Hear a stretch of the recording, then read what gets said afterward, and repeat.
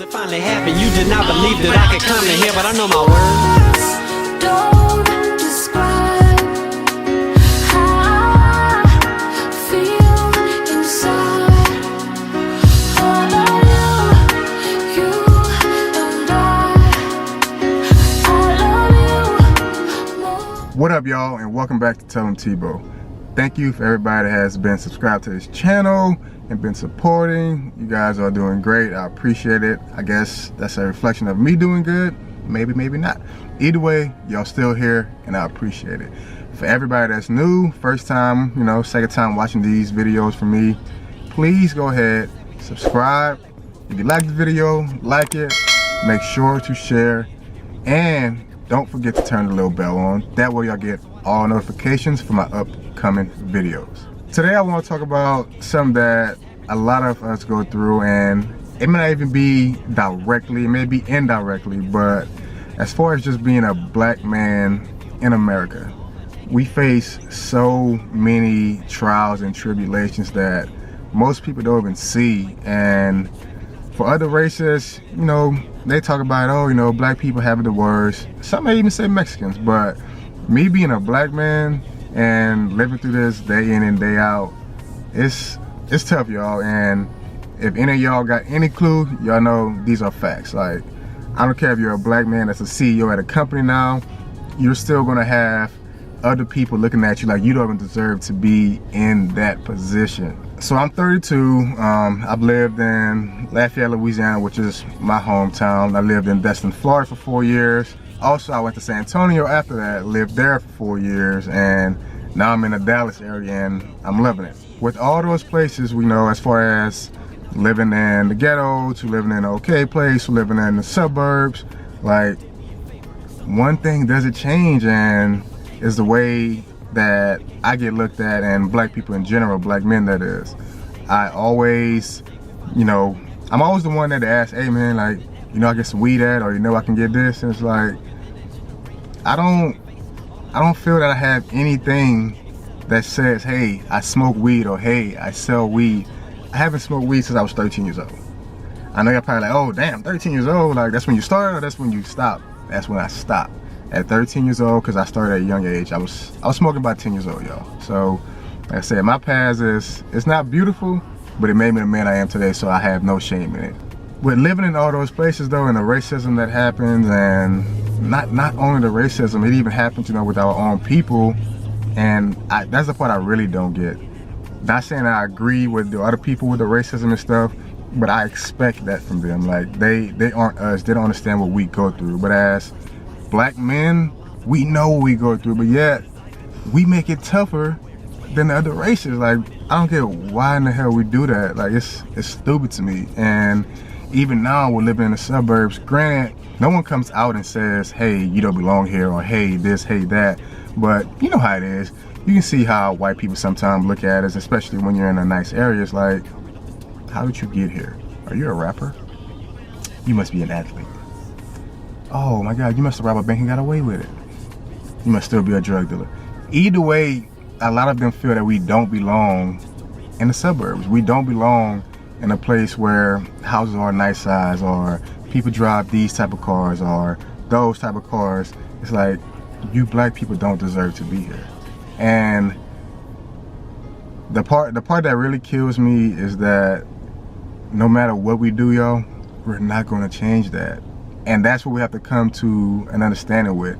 That, hey, I'm not gonna change the way you think, but at the same time, I don't even care about the way you think, because you are me. You aren't living my life. Like, don't even let that shit get to you, because it doesn't get to me, but I guess it bothers me a little bit, which means I guess it is getting to me. But not to the point to where I wanna punch somebody or do this or do that, because it's expected. And black men's, like, we have it the worst. We really do have it the worst. And it's not just from the other races. And like I said, oh, black men on black man type stuff, we do that a lot with killing one another, this and that. Black women also. Like, we get told, I'm gonna go to a white man because he's gonna treat me better, Black men wanna be kings, but this, and this. You, or should I say us as black people, we gotta be the ones to uplift one another. Not saying it's gonna work every time, but if our own people put us down so much, who in the hell, like, who else can we look out to for help, or reach out to for help, or, you know, guidance, whatever it may be, that shoulder, when our own, you know, women don't even respect us. And it's not even sometimes what the dude has shown that particular person. It's more of the history. The history says this, the history says that. And if you go by history, none of us shit. I mean, man, woman, black, Mexican, Hispanic, whatever the hell you want to say, white, let the history go and learn how to try to work with us. When I say us, I mean black men. Because we go home, right? Wake up, you know, may get into our girl, whatever, and let's say we ain't got the job that, you know, the white guy around the corner got. Granted, we've tried. We have the same degree. Grades are actually better, but we separate where our skin meets. And that's the biggest thing in the working industry to me. I've seen it. Like, I've literally seen it more than once. I've heard conversations about it. This isn't a good look. It's not that this person isn't capable or isn't, you know, doesn't have the right resume or whatever it may be. His curriculum, you know, not curriculum, his credentials is not up to par. The credentials are great, but we just don't need that particular person on the cover or the face of the company. And as black people, we do it sometimes too. Like, we don't want another black person, ourselves, as the face of our company. And I get it, it's a marketing thing, you know, it's a strategy, but are you gonna be real to yourself? Because if I have a company, my face is gonna be on it. If not my face, I can almost guarantee you another black person is gonna be the face of my company. And when we put the white person as the face of the company, it draws more attention. It will.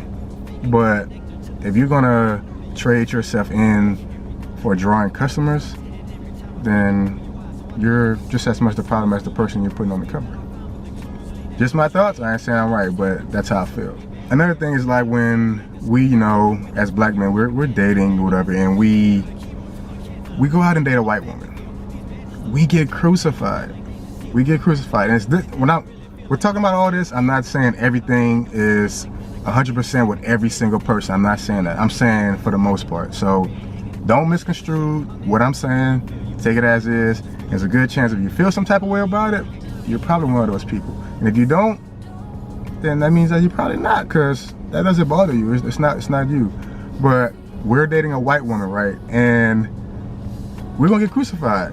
You just trying to be with her, that way you can walk all over her and do this and do that, and she ain't gonna say nothing, but I'm gonna say something. Women, that's not it sometimes. Like, it's not about walking over a woman. And if a man loves a woman, he shouldn't be doing that anyway.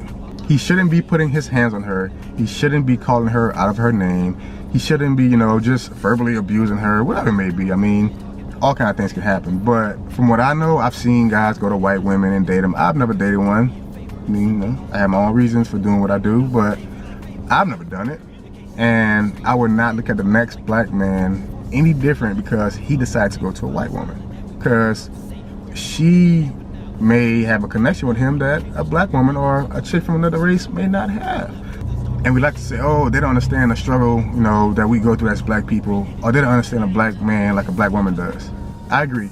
It doesn't matter how much history you read or you watch, living that particular life is totally different than watching it on TV. Like, it's totally different. And that doesn't take away from a black man and a white woman having a successful relationship. Like, it doesn't, because we all know if a black woman goes and she dates a white man, let's be honest, women.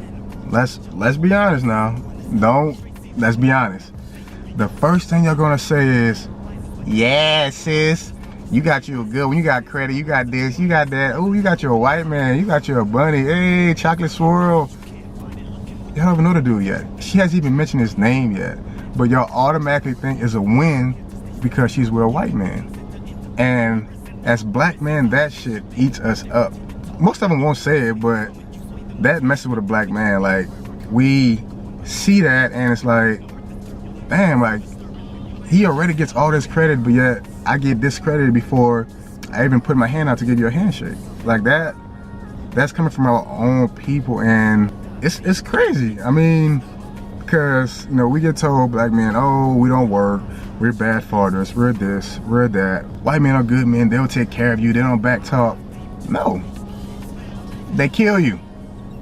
They kill you with the shotgun that you've been talking about the whole 2 years y'all been together. That shotgun had a bullet with your name on it since y'all got together. Let's speak facts. Like, that's what these people do. I mean, some people will hate this video because I'm saying things like this. If y'all know me, y'all know I don't care what people think. So y'all can think whatever y'all want about me, but just correct me when I'm wrong, and then we can talk about it. But until then, I don't care what you got to say about my thoughts, because I'm just speaking on the way I feel. I would never try and change anyone's perspective on anything unless I just feel like you way wrong and I want you to be, you know, misled by somebody or whatnot. But with me saying these things, y'all can just take it with a grain of salt, because I'll do it to y'all if y'all was saying to me, grain of salt, keep it moving.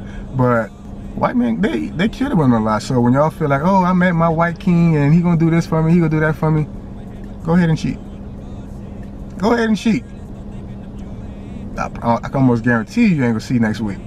I know as black men, we, you know, the whole cheating thing, the whole doing this and doing that, like, oh, you know, I get that, but all races cheat. Like, can y'all literally pick one thing that only a black man does? As far as talking about races, that is, only a black man would do this. I can almost guarantee you won't. I can almost guarantee you no other race besides Mexicans have to go through this we go through day in and day out with fighting the system, fighting this, fighting that. This shit is tough, because with all this negative stuff going on, we're still expected to be strong. Like, strong. Because we've either been broken down by our fathers most of the time, because they were broken down and they think that that's the way you gotta do it to build a man up. Like, you gotta be strong in this world, you gotta be a strong black man, so I'm gonna break you down. No. I think it's another spot that we mess up, is where black people, we don't train our kids properly. Educate them, whatever you want to call it, embed it in their head, you know, that way when they're older they get it. And I'm talking about understanding the messed up world we live in. I don't know if any of y'all watch the show called All American. When Jordan, you know, him and his dad, you know, a little family, they live in a good part of Cali. I forgot the exact name where they're at, but they're in a good part. And when he got pulled over with him and the other little football player was in the car, when he went to his side of town, he was shocked, you know, and, you know, he talking back to the officer, and then he got manhandled. And he never experienced that before. Never experienced it, and he never thought it was going to happen, because one, his skin was lighter, and two, he had money. But the main ingredient was missing, which is his dad was black from the same spot where he got stopped at, but he never told him, son, as a black man, mixed or not, you're not going to be accepted in this world for most people. Cops are not going to go easy on you. They're not going to treat you the way they treat these white people on TV, or the white man swinging at them and they're like, oh, stop, stop, come on, just get down. Whereas a black man, you ain't got time to swing because they already shot you 9 times. But we miss that at times, and good way, you know, of doing that is, of course, telling your kid, but also letting them experience things at a young age. I got to be around white people at a young age. And I say this because you can put it in their head, but let them know every white person is not like that. Every white person will not treat you that way. And I'm a prime example. I'm from Lafayette, the north side of it, which is the black side. We have a white side and a black side. That's how we look at it. South side is white, black side is north. And I played basketball my whole life, but as a kid, I was good enough to go play on the white side. The league I played in, it was only a couple blacks. And like I said, I'm on the south side playing basketball, but I live on the north side. My mom didn't have no car. We didn't have no car at all, like none.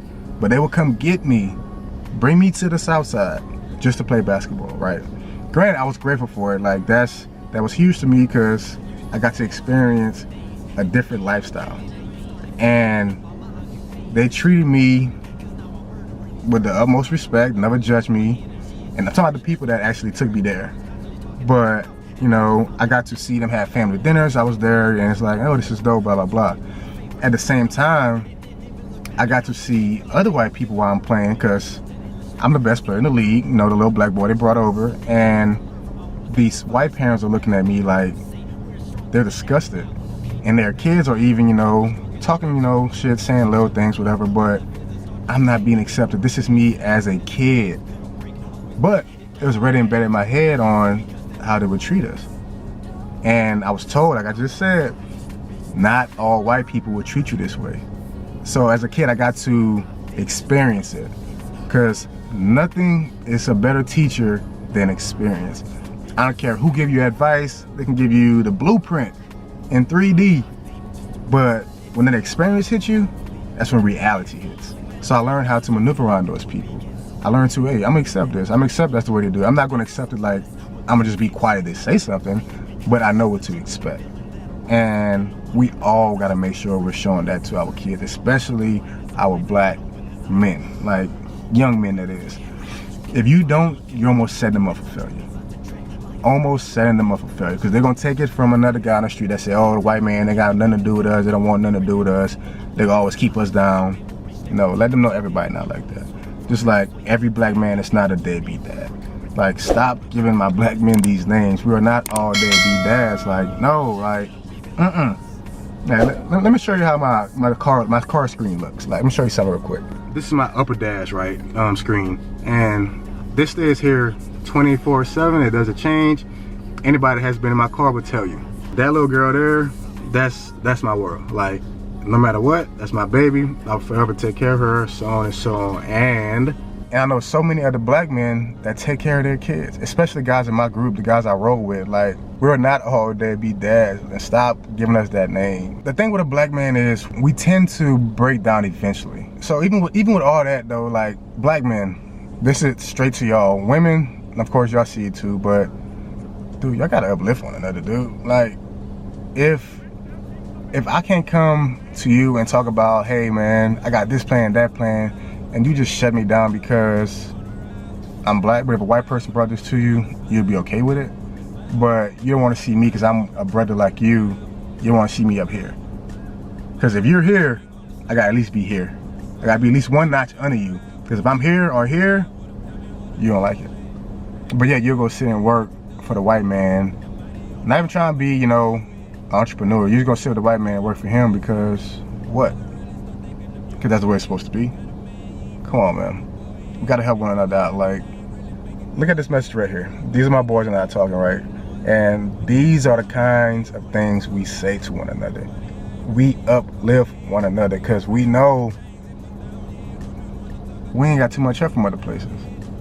Like, we're not gonna expect the outside people or, you know, or other races for sure to give us that energy, give us that motivation we need, because it's just not like that. And that's reality. Like, I'm a big believer in a man should be held accountable. But a man can't be held accountable when he's not the man that actually did it. So, ladies, please, give my brothers a chance. Like, don't say all black men ain't shit, you gonna get you this man and that man. Don't do that. Like, even if you experienced with him and it didn't work out, and the next one didn't work out, the race has nothing to do with it. He just a fuck ass boy. Like, he's not a man. He doesn't know what he wants. And if he does, he knows that it isn't you. It's not about his skin color. Like, stop putting black men down. And by the way, black men don't cheat. Just playing.